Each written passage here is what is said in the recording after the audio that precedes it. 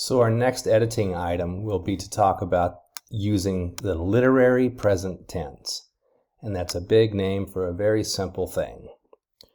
When we're looking at our sources, so let me repeat, when you are examining your sources, whatever the sources are that you use, you refer to those sources with a present tense verb. Okay. Now, that might mean using he writes, right? Quote, end quote. But the point is that it's a stylistic choice that's required by MLA, and it's supposed to philosophically mean that your sources are new and fresh and evident and alive and that kind of thing. And again, it's a matter of style, it's not a matter of grammar. So in this example here that I have highlighted in purple, it's incorrect, right? Ava was just an outstanding writer. So I think this is like one of the only errors that she ever made.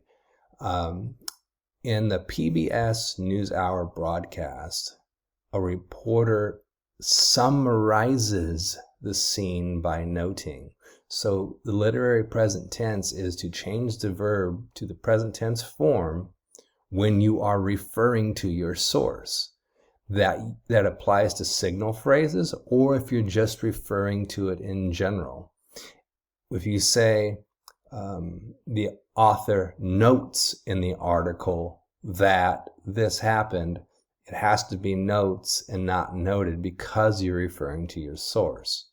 It doesn't matter if you're talking about a Shakespeare play that was written 500 years ago. You would say Shakespeare writes, okay? Now, if you were saying in context in 1602 he wrote Hamlet, that's fine. But if you're using it as a source, right, in Hamlet, he writes, okay, it has to be writes, and that's just the way it is. This mostly applies to your signal phrases. As always, if you have any questions, just ask.